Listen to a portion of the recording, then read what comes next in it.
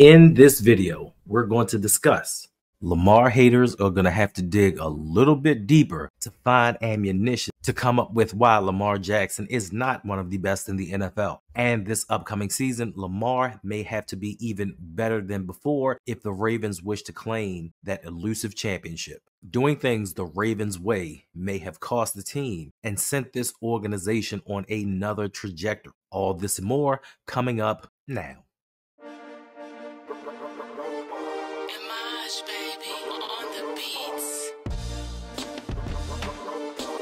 What's good, everybody? It has been a minute, but I am back to give you more Baltimore Ravens news. And today we're going to talk about Lamar Jackson, the quarterback. I know a lot of people like to speculate and say he's a running back playing quarterback, but with all the metrics and all the things that we've seen, Lamar has proven to be one of the top quarterbacks in the NFL today. There has been an article that came out about the most clutch quarterbacks since the year 2000. That's spanning back 24 years of quarterbacking, some of the best quarterback play that the NFL has seen, and where Lamar Jackson ranks.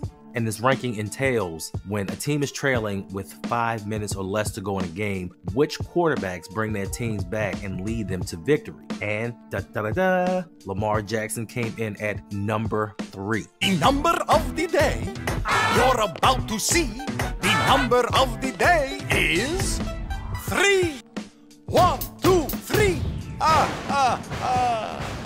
For a young man that was thought of to not be able to throw, for a young man who was thought of as a novelty or a gimmick, seems to be pretty damn good. And like I said, the NFL since 2000 has had some of the most iconic and historic quarterbacks the league has ever seen. And for Lamar Jackson to rank 3rd, there has to be many of them that rank well below him. Now on this list, coming in at number 1, they had Joe Burrow of the Cincinnati Bengals. Number 2, they had Josh Allen of the Buffalo Bills. And to some extent, I guess I can see that. Joe Burrow has been pretty darn good since he's coming to the league. Josh Allen has put his team in position to be behind with 5 minutes to go, but he often leads his teams to victory. Now, Lamar Jackson is coming and does his thing. Whether it be game plan defensive lapses, the Baltimore Ravens fall behind, but with 5 minutes left, Lamar Jackson leads this team to victory. Now, some of the other quarterbacks that Lamar ranks ahead of. So for you quarterbacky people, for you people that say that Lamar isn't this and isn't that, let's look at some of the quarterbacks that Lamar ranks ahead of. Now, don't forget Lamar came in 3rd, coming in at number 4, possibly the greatest player, the greatest quarterback of all time in Tom Brady. He comes in at number 4 and Lamar ranks just ahead of him. Now coming in at number 5 is the all-world, probably the best player in the NFL right now in Patrick Mahomes. Lamar ranks ahead of both of these guys. Take nothing away, Hall of Fame players, clutch players in their own right, champions. But with the game on the line, Lamar ranks up there a little bit more than they do. And you have to think, since 2000, Tom Brady has had 20 plus seasons to accumulate stats.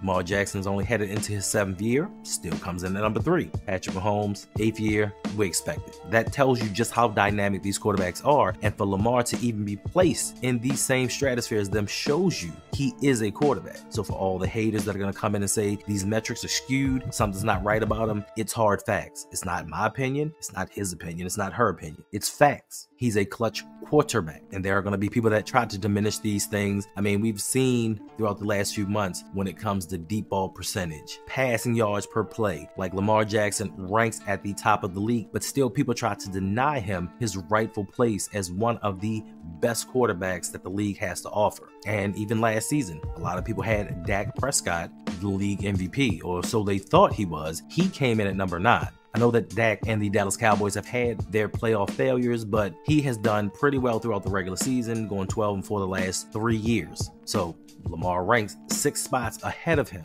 in clutchness.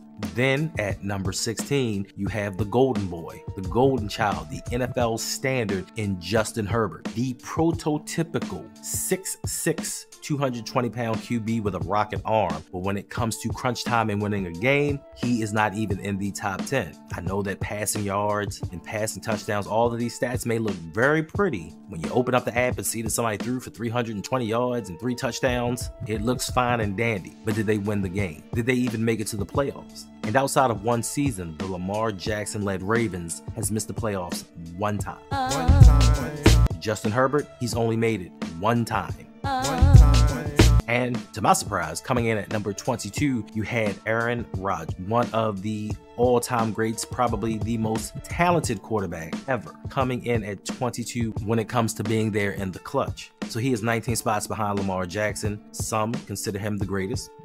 It's debatable. Everyone has their choice, but what you cannot deny are these stats that tell you Lamar Jackson is at the top of the league. Now, I know it's going to take a Super Bowl or possibly a Super Bowl appearance to quiet down more naysayers. Now, slowly but surely, Lamar's been building up a lot of equity when it comes to his skills and his talents as a quarterback, but people still refuse to believe. But I guarantee you, when it comes to a quarterback, when it comes to a franchise quarterback in this league, a lot of those doubters would love to have him as the quarterback of their team. And speaking of Lamar being clutch, the NFL is coming out with its schedule release on May the 15th, and it's going to let us know when the Ravens play their games. Now, the Ravens play a first place schedule this season, and things are going to be a lot tougher than they were. The Ravens play 8 playoff teams this upcoming season, 5 of those playoff teams being in the AFC. And Lamar is going to have to take it to an even higher level if Baltimore wants to make it back to the playoffs once again. And then you add into the mix that provided these 8 playoff teams, and you consider the 2 games home and away versus the Steelers and the Browns, that makes 10 games against playoff caliber teams. And let us not forget, we still have the Cincinnati Bengals if they have a healthy Joe Burrow in tow. The AFC North is the toughest division to pass on. In the AFC North, they have the #1 completion percentage against and pass rate in the entire NFL. So Lamar has his work cut out for him when it comes to playing quarterback, for those that think that he can't. Lamar is playing against some of the toughest defenses in the NFL and is succeeding on a yearly basis. Some of the other playoff contenders that the Ravens have to face are the Philadelphia Eagles, the Tampa Bay Bucks, the aforementioned Dallas Cowboys. They got some tough games coming up against the Buffalo Bills, the defending champion Kansas City Chiefs, and the up-and-coming Houston Texans. So to me, this may be the toughest challenge that the Ravens have had to face getting back to the playoffs, especially with the losses in free agency and the loss of one defensive coordinator in Mike Macdonald. So we'll just sit and wait to find out how this schedule pans out. The beginning of the season to me is going to tell a lot on how the Ravens season may go. What games are slated. You know that they started doing the division games early, then the division games late, but it's how they mix these other teams in between. The Ravens can't afford to get off to a slow start because with this first place schedule, it is rough. The one thing that I do think is if the Ravens get out of this tough schedule unscathed, they will be battle tested, and it may make for a smoother transition during the playoffs. We'll see come Wednesday how this shakes out. Now, there have been a couple of articles that have come out this week talking about the NFL draft in the past and how the Ravens almost missed out on 2 of its most iconic players in franchise history. First, in 1996, it was foretold that Green Bay Packers wanted to draft Ray Lewis, yes, that Ray Lewis, with pick 27. Luckily, the NFL is not as it is today because we know how the Ravens' luck has gone over the last couple of decades. There have been a number of players that the Ravens have wanted, and teams jumped up right in front of us to select them.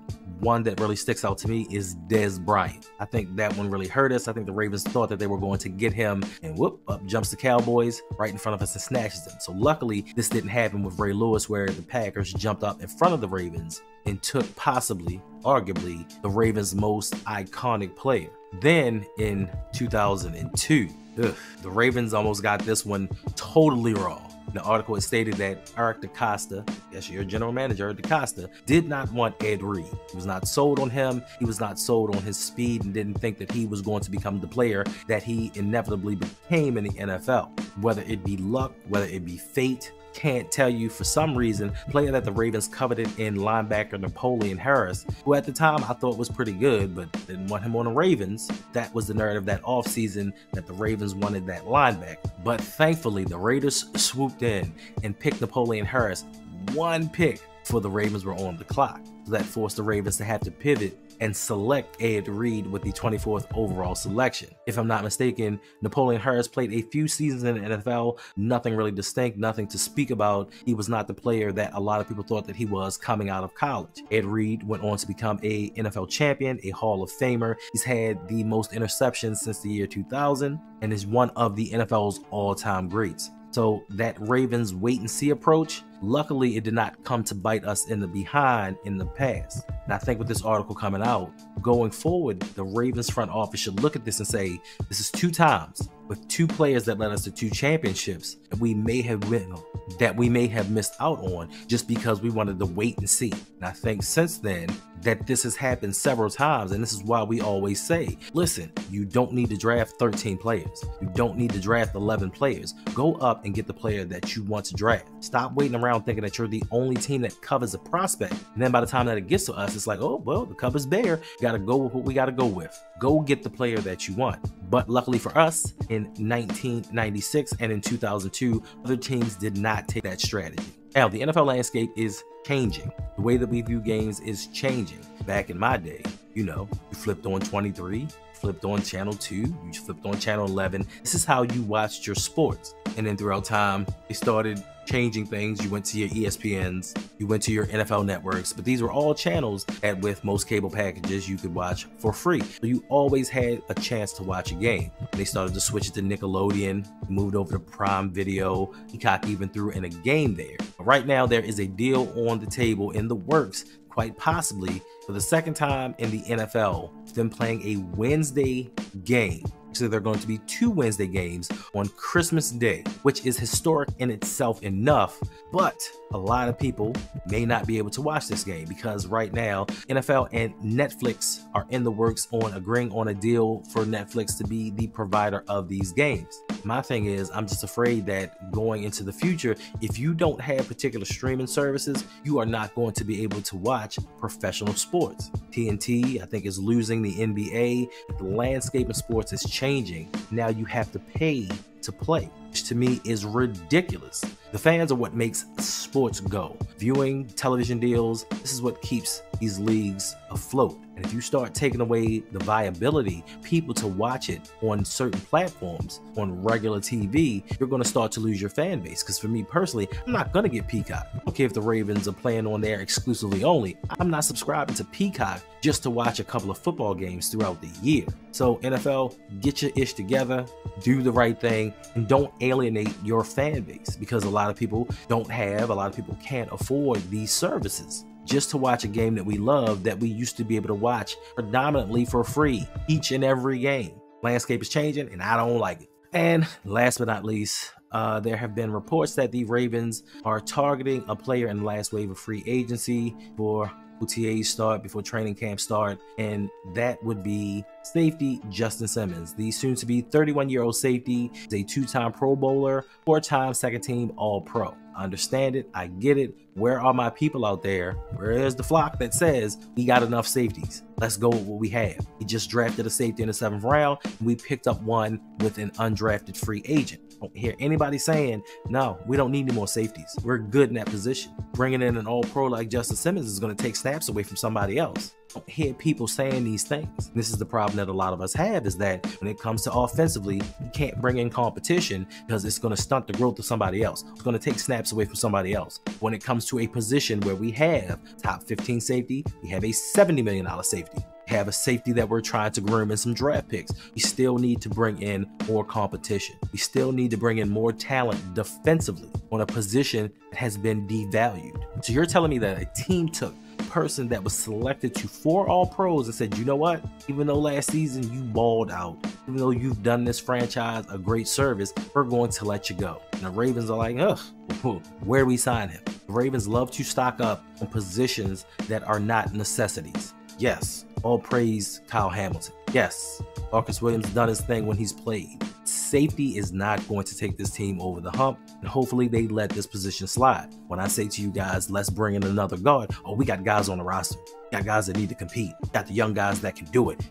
But defensively, we can never get enough. I don't understand why people don't see how this is a problem. And it's not a problem that you want to collect more talent on the defensive side of the ball. It is a problem that you only want to collect more talent defensively. People still can't see around these blinders. Why are we not clamoring for offensive linemen to protect your all-pro clutch MVP quarterback? Why is there not more uprising for that? We'll get up and say, we need another edge rusher. We need another linebacker. We need another safety. These are things that this fan base is very passionate about. protecting the one guy that's going to get us to a Super Bowl, protecting the one man that makes a difference in games, it's not a priority to us. We can sit here and talk for days about how this person may be this person might turn out to be that. He could be really good. We can have this conversation ad nauseum. The thing is, we don't know. We don't go into a season defensively saying, well, maybe this guy can play. Hopefully he turns out to be. No, we go out and say, wasn't good enough. Hey, you weren't good enough. Jalen Armour-Davis, you weren't good enough. We're going to go out here and get some other guys that can play better than you. We're not going to wait for you to develop and hope that you become something that we thought you were going to be. We're going to get guys to replace you. Offensively, it's, if you don't, then we'll make a move. How can you say that? Like, you are in contention to win a Super Bowl. You're going to say, if he doesn't work out, then we'll make a move? Why not be preemptive and bring in guys that you know play? Now you bring in somebody if they get injured or if their play is not up to par. But bring in guys that you know start at a certain level and can get better. Don't start with a guy that you think can possibly get better. Because right now, your Ben Clevelands, Andrew Voorhees, Daniel Fa'alele's, your Salas, your Joneses, here. We're hoping that they can get here. To me, that is not good enough. You have an investment in quarterback. Some of the worst franchises in the NFL try to protect their quarterback, except for us. And they don't have a 2-time league MVP. They don't even have a 1-time league MVP. They're supplying him with everything that he needs. I know it's like beating a dead horse. They're trying, they got Andrew Voorhees and he could have been a 3rd round selection. Well, that's like saying Roger Rosengarten got a 1st round talent in the 2nd round. If he was really worth their 1st round talent, like they said, they'd have drafted him in the 1st round. I'm not saying that he can't be and he won't be, he isn't worth it. The way that people try to twist in bend narratives is amazing to me. I think that priority number 1 should first and foremost be protecting your quarterback. That's all that we're trying to say. We're not trying to say that the organization is bad. We're not trying to say they can't do this.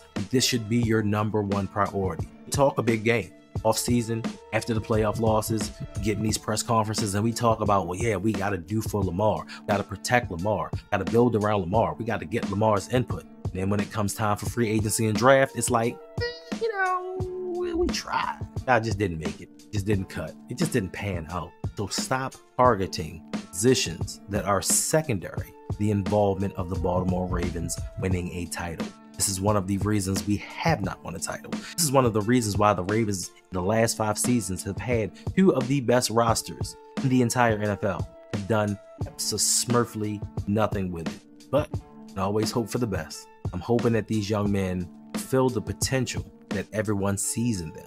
If not, we're going to be sitting here at this same time next year having this same conversation about, oh yeah, we brought in Jones, but it was a 1-year deal. He played pretty well. He went somewhere else and got paid. Oh, Ben Cleveland, he kind of did okay. Like, he was solid, he wasn't spectacular. He got paid and went somewhere else. And we're going to be right on the same merry-go-round once again. And the only thing that I say is, I just implore you, do better with Lamar. For the people that say, you're crazy, Todd Monken said it himself. We rely too much on Lamar Jackson. We are lazy at our takes. We are lazy in our coaching because we are too reliant upon Lamar Jackson, him the help that he needs. Oh well. Appreciate you for hanging out with your boy once again. I know it's been a minute. Try to get back up on my game. I'm going to try to come out on a more regular basis with some videos. Don't forget to like and subscribe. Hit the notification bell. Thank you once again for riding with your boy. And until the next time, you already know.